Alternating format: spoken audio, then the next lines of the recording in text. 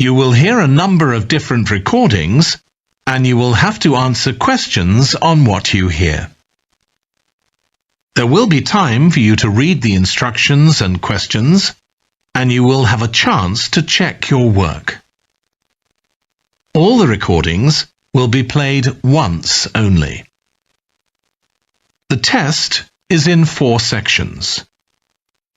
At the end of the test, you will be given 10 minutes to transfer your answers to an answer sheet. Now turn to Section 1.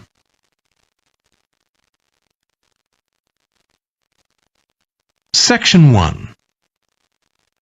You will hear a man phoning the customer services manager of a hotel to get information about holding a conference there. First, you have some time to look at questions 1 to 5.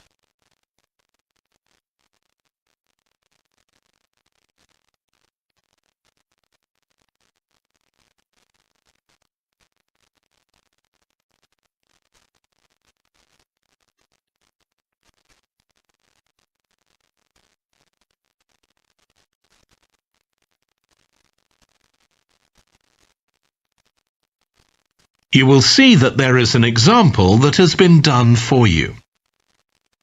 On this occasion only, the conversation relating to this will be played first. Hello, Flanders Conference Hotel. Oh, hi. I wanted to ask about conference facilities at the hotel. Have I come through to the right person? You have. I'm the customer services manager. My name's Angela. The name of the customer services manager is Angela. So Angela has been written in the space. Now we shall begin.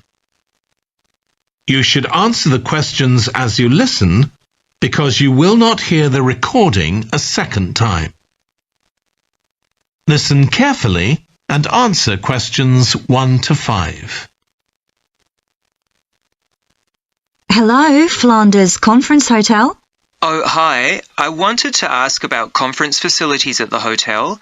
Have I come through to the right person? You have. I'm the customer services manager. My name's Angela. So, how can I help you? Well, I'm calling from Barrett and Stanson's. We're a medical company based in Perth. Oh, yes? And we're organising a conference for our clients to be held in Sydney. It'll be held over 2 days, and we're expecting about 50 or 60 people.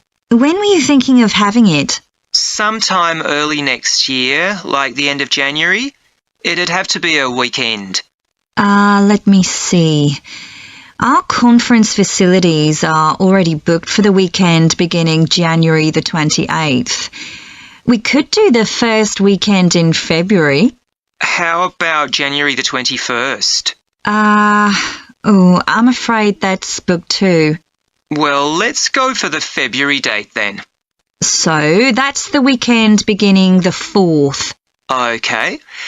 Now, can you tell me a bit about what conference facilities you have? Sure.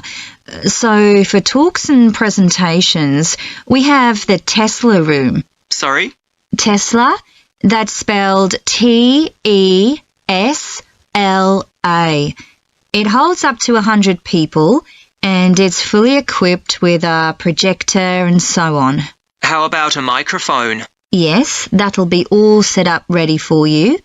And there'll be one that members of the audience can use too, for questions if necessary. Fine.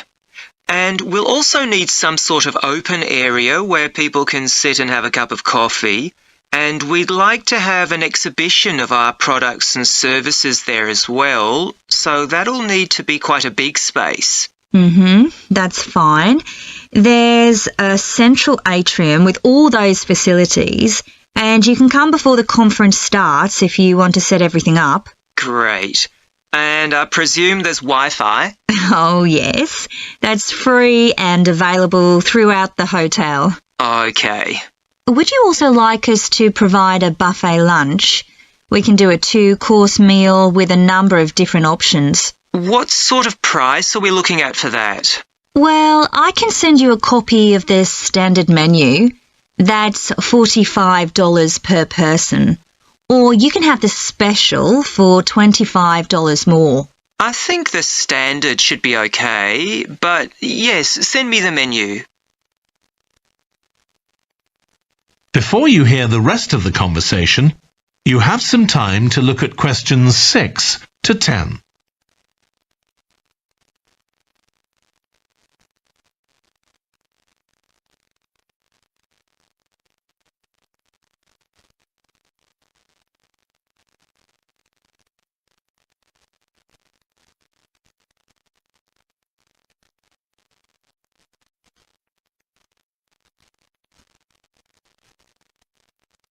Now listen and answer questions 6 to 10. Now, we're also going to need accommodation on the Saturday night for some of the participants. I'm not sure how many, but probably about 25. So what do you charge for a room?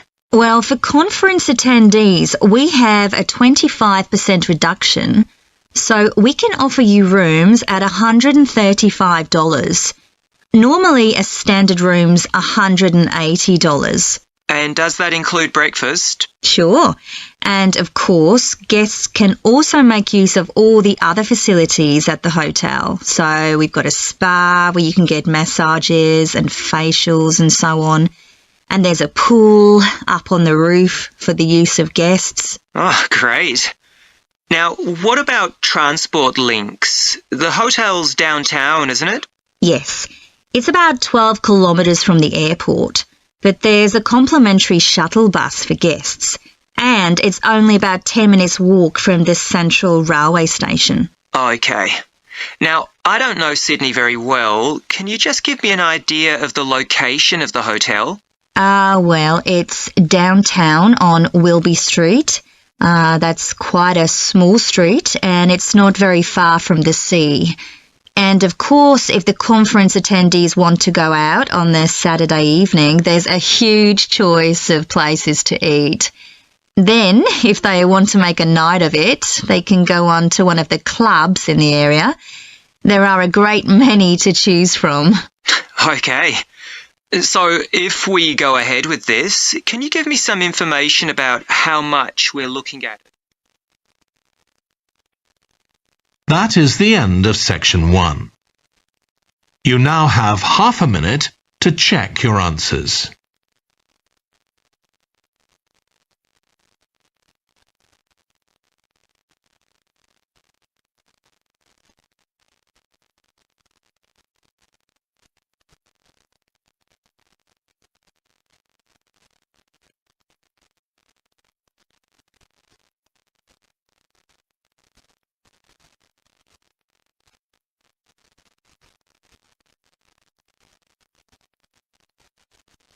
Now turn to section 2.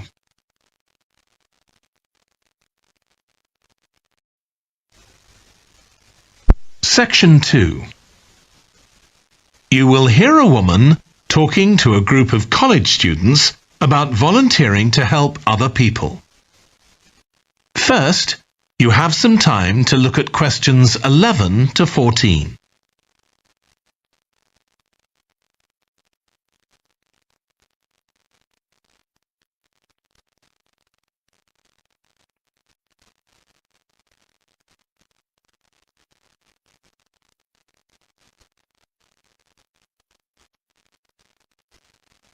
Now listen carefully and answer questions 11 to 14.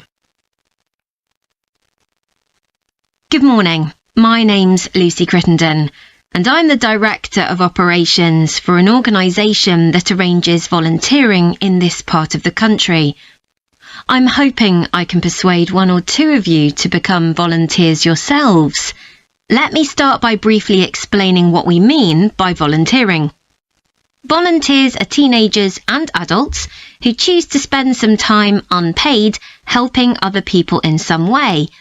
Most volunteers devote 2 or 3 hours to this every week, while a few do much more. The people they help may have physical or behavioural difficulties, for example. Volunteers can do all sorts of things. depending on their own abilities and interests. If they're supporting a family that's struggling, for example, they may be able to give them tips on cooking or recommend how to plan their budget or how to shop sensibly on their income. They might even do some painting or wallpapering, perhaps alongside any members of the family who are able to do it. Or even do some babysitting so that parents can go out for a while. The benefit from volunteering isn't only for the people being helped. Volunteers also gain from it. They're using their skills to cope with somebody's mental or physical ill health, and volunteering may be a valuable element of their CV when they're applying for jobs. Employers usually look favourably on someone who's given up time to help others. Significantly, most volunteers feel that what they're doing gives them a purpose in their lives. And in my opinion, they're lucky in that respect, as many people don't have that feeling. Before you hear the rest of the talk, you have some time to look at questions 15 to 20.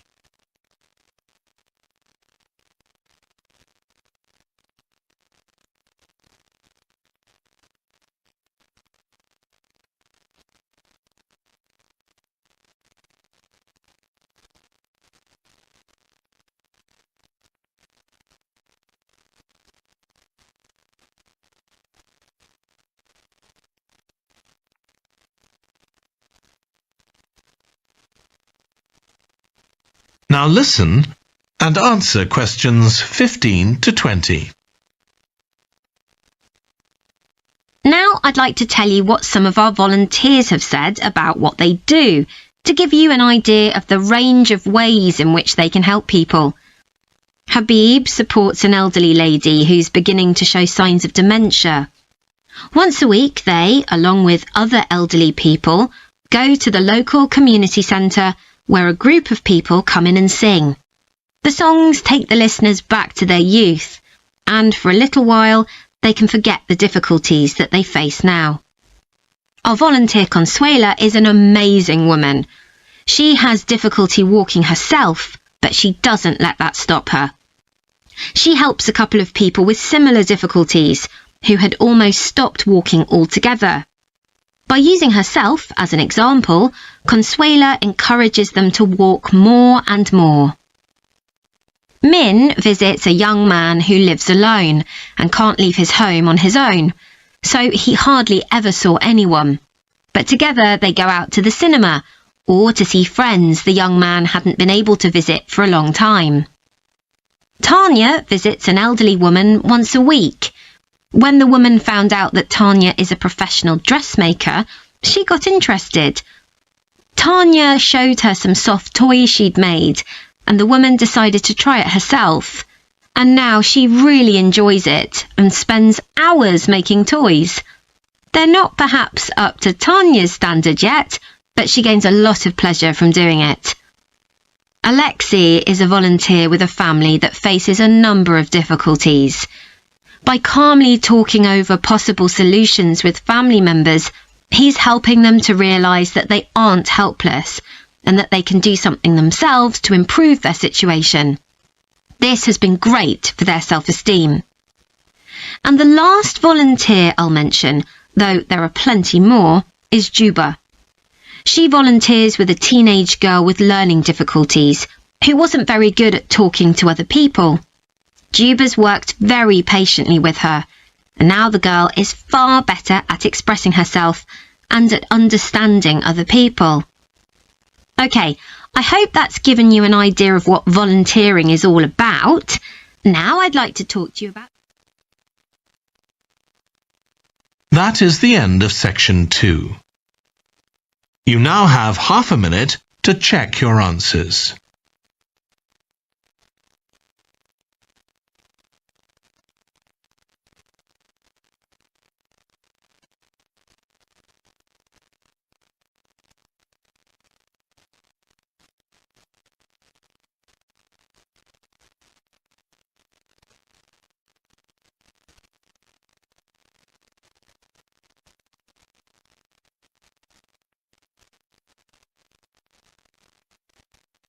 Now turn to Section 3.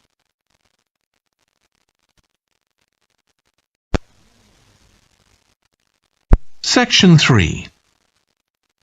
You will hear a trainee music teacher called Joe talking to his supervisor about the school marching band that he has been given responsibility for.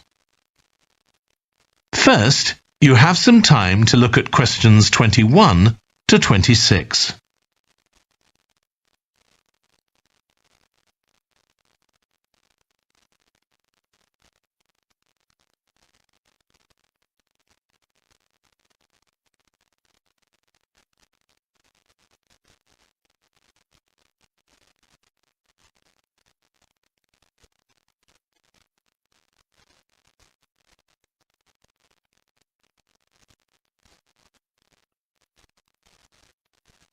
Now listen carefully and answer questions 21 to 26. So, how are you getting on with your teaching practice at the high school, Joe? Well, I've been put in charge of the school marching band, and it's quite a responsibility. I'd like to talk it over with you. Go ahead. You better start by giving me a bit of background. Okay. Well, the band has students in it from all years, so they're aged 11 to 18, and there are about 50 of them altogether. It's quite a popular activity within the school. I've never worked with a band of more than 20 before, and this is very different. I can imagine. They aren't really good enough to enter national band competitions, but they're in a regional one later in the term. Even if they don't win, and I don't expect them to, hopefully it'll be an incentive for them to try and improve. Yes, hopefully. Well, now the town council's organizing a carnival in the summer, and the band has been asked to perform. If you ask me, they aren't really up to it yet, and I need to get them functioning better as a band, and in a very short time. Have you been doing anything with them? Apart from practicing the music, I mean. I played a recording I came across of a drummer talking about how playing in a band had changed his life. I think it was an after-dinner speech. I thought it was pretty inspiring, because being in the band had stopped him from getting involved in crime. The students seemed to find it interesting, too. That's good. I'm planning to show them that old film from the 1940s, Strike Up the Band, and talk about it with the students. What do you think? Good idea. As it's about a school band, it might make the students realize how much they can achieve if they work together. That's what I've got in mind. I'm hoping I can take some of the band to a parade that's going to take place next month. A couple of marching bands will be performing, and the atmosphere should be quite exciting. It depends on whether I can persuade the school to hire a coach or two to take us there. They sound like good ideas to me. Thanks. Before you hear the rest of the discussion, you have some time to look at questions 27 to 30.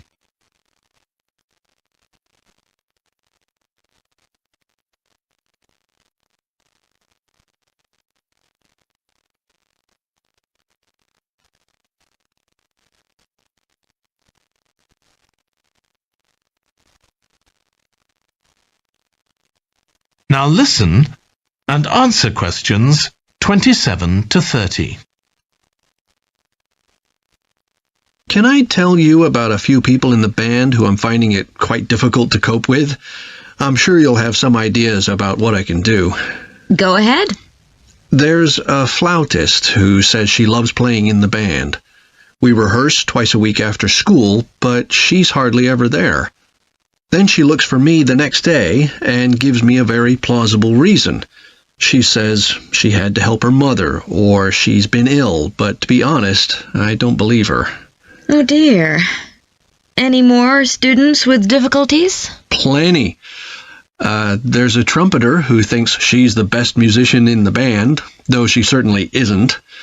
She's always saying what she thinks other people should do, which makes my job pretty difficult.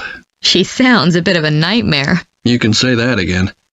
One of the trombonists has got an impressive sense of rhythm and could be an excellent musician, except that he has breathing difficulties. and he doesn't really have enough breath for the trombone.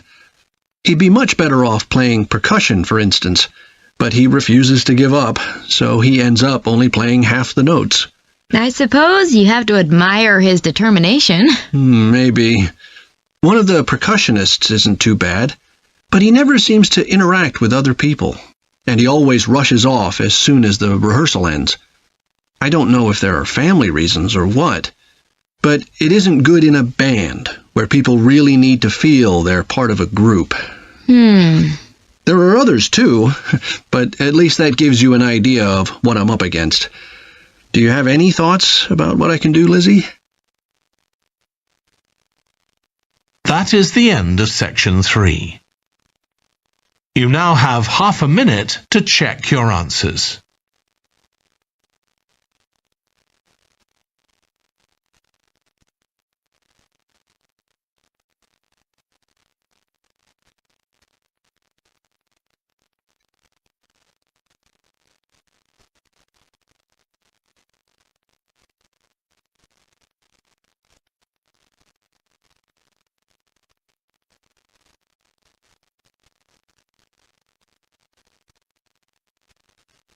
Now turn to section 4.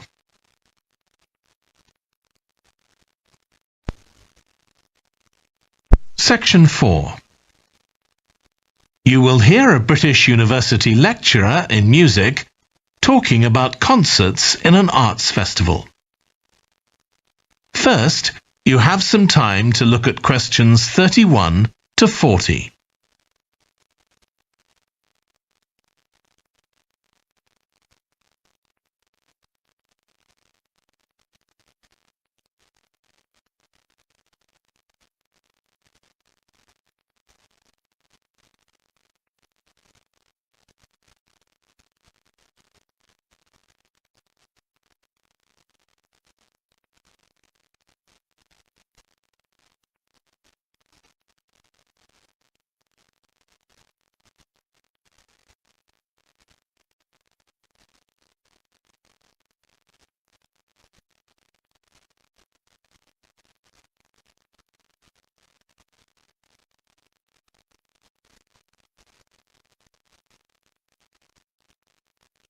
Now listen carefully and answer questions 31 to 40.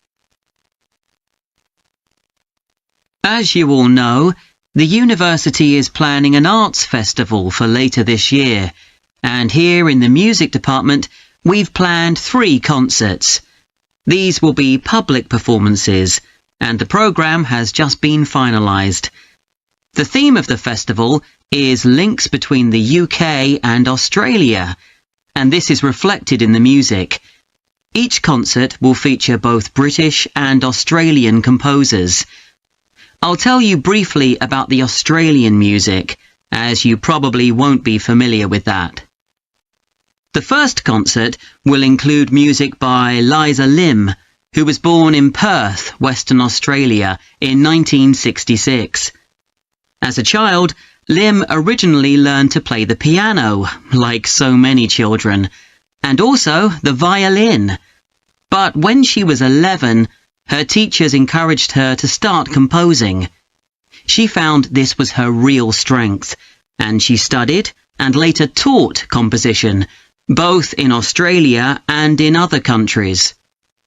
As a composer, she has received commissions from numerous orchestras, other performers, and festivals in several countries. Liza Lim's compositions are vibrant and full of energy, and she often explores Asian and Australian Aboriginal cultural sources, including the native instrument, the didgeridoo. This is featured in a work called The Compass.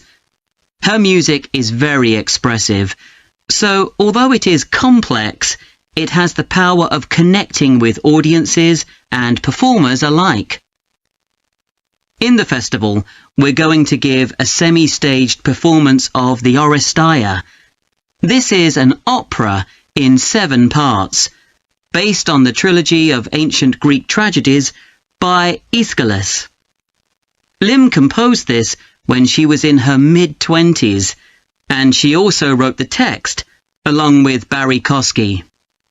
It's performed by 6 singers, a dancer, and an orchestra that, as well as standard orchestral instruments, includes electric guitar and a traditional Turkish stringed instrument. Lim wrote that because the stories in the tragedies are not easy to tell. The sounds she creates are also disturbing, and they include breathing, sobbing, laughing, and whistling. The work lasts around 75 minutes, and the rest of the concert will consist of orchestral works by the British composers Ralph Vaughan Williams and Frederick Delius.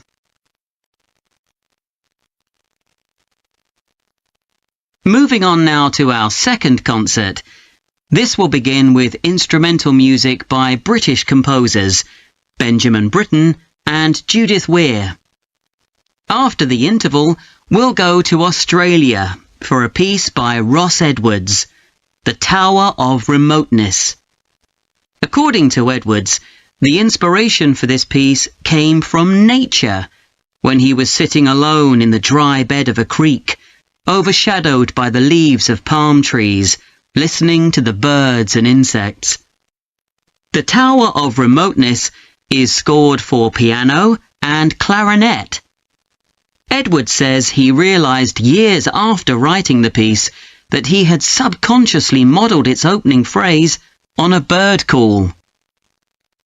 Ross Edwards was born in 1943 in Sydney, Australia, and studied at the Sydney Conservatorium of Music and the Universities of Adelaide and Sydney.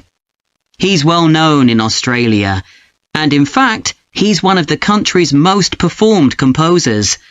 He's written a wide range of music, from symphonies and concertos to some composed specifically for children.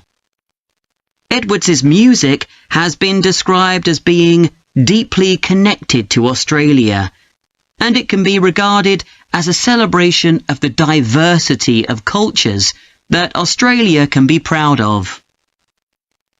The last of the 3 Australian composers to be represented in our festival is Carl Vine.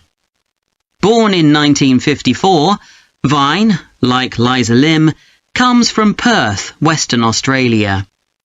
He took up the cornet at the age of 5, switching to the piano 5 years later. However, he went to university to study physics before changing to composition. After graduating, he moved to Sydney and worked as a freelance pianist and composer. Before long, he had become prominent in Australia as a composer for dance, and in fact has written 25 scores of that type. In our third concert, Vine will be represented by his music for the flag handover ceremony of the Olympics held in 1996. This 7-minute orchestral piece was of course heard by millions of people worldwide, and we'll hear it alongside works written by British composers Edward Elgar and, more recently, Thomas Adès. That is the end of section 4. You now have half a minute to check your answers.